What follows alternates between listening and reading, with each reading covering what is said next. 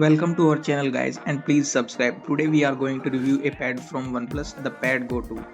Is it the best pad in its price range or just an average tab? Let's find out.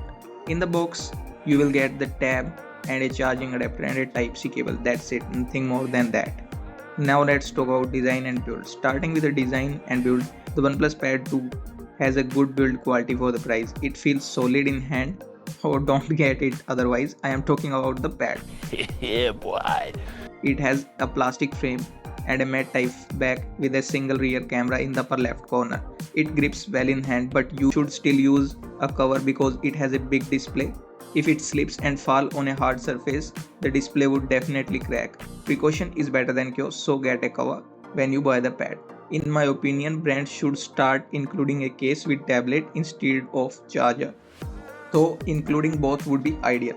It is 6.8 mm thick and weighs around 600 grams. The weight distribution is well balanced, but it is not easy to use with one hand. You will need both hands because of larger display.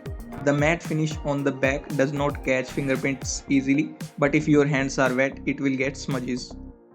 Now let's talk about display.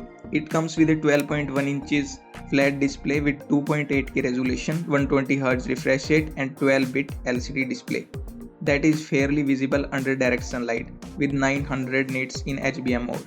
Watching content on the OnePlus Pad Go 2 is an engaging experience whether you are watching movies or sport. I personally watched 2 movies and hours of sport on it because the display is very immersive. The display delivers an experience similar to a smartphone screen but on a larger canvas or bigger screens like experience with great details, clarity and color accuracy.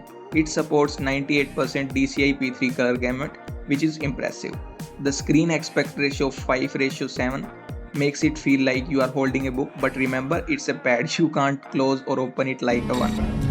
It also has reader mode with 3 options: true colors, which is default mode, second light color, which feels like paper-like display, and monocolor, which is black and white mode.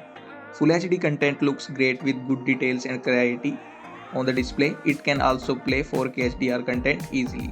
It supports Widevine L1 Dolby Vision HDR and up to 4K HDR playback on YouTube, which is a rare in this price range. There is no fingerprint unlock, but it has a face unlock, which looks fine. However, it might unlock with similar features, so your siblings might take advantage of that thing and check your dark secrets. Be aware of that. No. Wait. The bezels are thick with an 88% screen to body ratio. That could have been slimmer, but once you start watching content, it doesn't bother you much.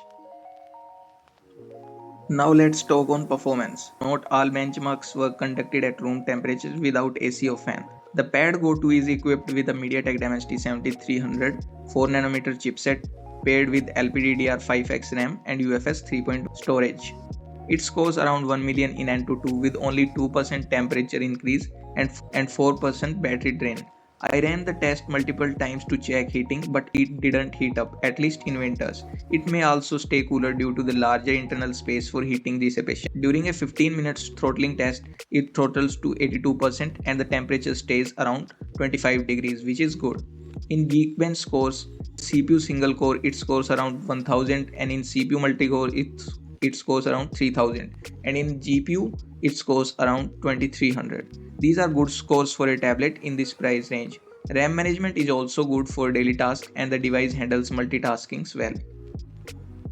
Now let's talk on gaming. Please note that all the gamings were done at the room temperature without AC or fan. I have tested games like COD, PUBG Mobile, Esport Legends, Subway Surfer, Angry Birds, EA Football, Real Cricket and eFootball. Gameplay was smooth and stable in most of the games. However, in PUBG you may notice lag stutters and FPS drops during longer sessions, and the resolution on the PUBG also looks lower. It's like SD quality, and which is disappointing for a game like PUBG. Games like COD Mobile, EA or other games like runs with higher resolution without any problems. After 1 hour of gaming, the temperature was around 33 degrees, which is under control. There is no dedicated gaming center, so you can't switch between normal and performance mode. There's also no built-in continuous FPS meter. You will need a third-party app to record it. Highest setting available for PUBG in highest graphics HDR plus Ultra 40 FPS, highest FPS Smooth plus Extreme at 60 FPS. In COD Mobile you will get highest graphics very high plus max at 60 fps, and highest fps you will get low plus ultra at 90 fps. It's not a proper gaming tablet, but for a casual gaming it does the job. You have to be extra skilled in this tab to get the kills in games like PUBG or COD. Now let's talk about the battery. It comes with a 10,050 mAh battery with an 45 charger in the box, but it supports up to 33 watts charging. In my testing, it charges from 1% to 100% in 2 hours 5 minutes. Over the 3 days of usage on Wi-Fi, I got around 15 hours of screen on time with 1% idle drain overnight. Let's be practical. If I used it for productivity tasks and 4K streaming, it would still give around 10 to 12 hours of SOT, which is great in the price. It can easily deliver up to 2 to 3 days of battery backup in normal usage, which is a great thing. It also supports 6.5 watts wired reverse charging. Now listen to me to get the audio insights of the OnePlus Pad Go 2. Wait a minute! Who are you? It features a quad stereo speaker, 2 speaker grills at the top and 2 speaker grills at the bottom. The sound output is fairly loud and clear. The loudness of the speaker can be easily compared to 8 to 10 watt of speakers and good enough for a small room party. Audio quality with TWS earbuds is also good. For connectivity, it supports Wi-Fi 6 and Bluetooth 5.4, both works fine. There is no SD card support. The black color also comes with 5G support in higher variants. No haptics, which is acceptable as most tablets don't include them. Now let's talk about software. It runs OxygenOS 16 based on Android 16 out of the box. The UI feels smooth, the animations are clean, and daily tasks run well. The app opening and closing animations are properly working. OnePlus promises 3 years of OS update and 6 years of security updates. The tablets auto-adapt screen layouts for apps like Instagram, YouTube, and WhatsApp. Multitasking via Open Canvas is limited to 2 apps at once, plus 1 floating window. That makes it to 3, but ideally it is considered only 2 apps, which is properly working. It would have been better if it supports 3 to 4 apps simultaneously to fully utilize the 12.1 inches big display. Like, it will be more handy for trading persons or editing ones or that want to do heavier tasks like note taking as extra things. Typing and scrolling on social media app is not great experience due to large display, and so basically means you cannot use it like a smartphone.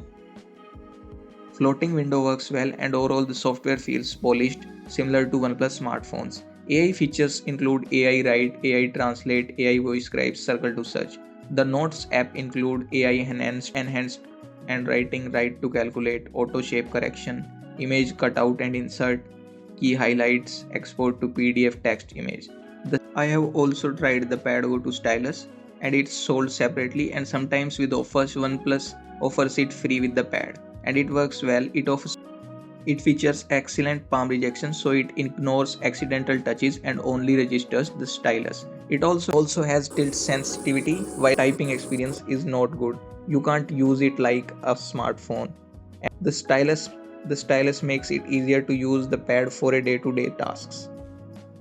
OnePlus should provide an update to add the 3 to 4 apps work simultaneously to do better multitaskings and fully utilize the big screen. Now talk about the concerning part, which is camera. It has a 8MP rear and 8MP front camera, but there is no flash, which is disappointing. The rear camera images are average with limited details. The front camera performs slightly better and is good for meeting and video calls. I have also taken some pictures from rear camera. Text from the books is readable, so it means it's just doing the job. OnePlus should improve the camera. This is not acceptable. The rear camera is not a good thing here.